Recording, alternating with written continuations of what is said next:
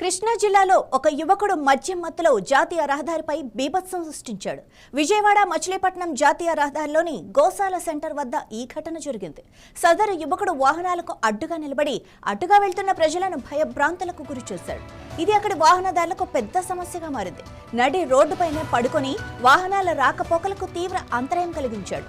దీనివల్ల దాదాపు కిలోమీటర్ మేర ట్రాఫిక్ జామ్ అయింది.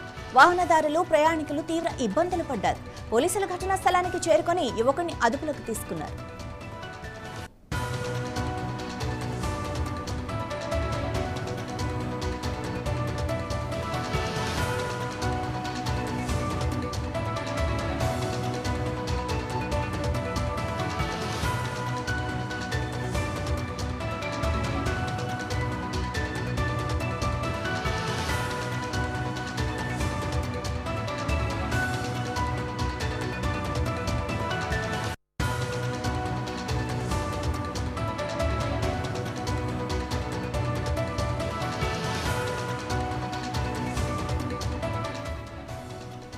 కృష్ణా జిల్లాలో ఒక యువకుడు మద్యం మత్తులో జాతీయ రహదారిపై బీభత్సం సృష్టించాడు.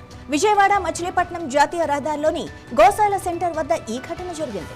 సదరు యువకుడు వాహనాలకు అడ్డుగా నిలబడి అటుగా వెళ్తున్న ప్రజలను భయభ్రాంతులకు గురిచేశాడు. ఇది అక్కడి వాహనదారులకు పెద్ద సమస్యగా మారింది.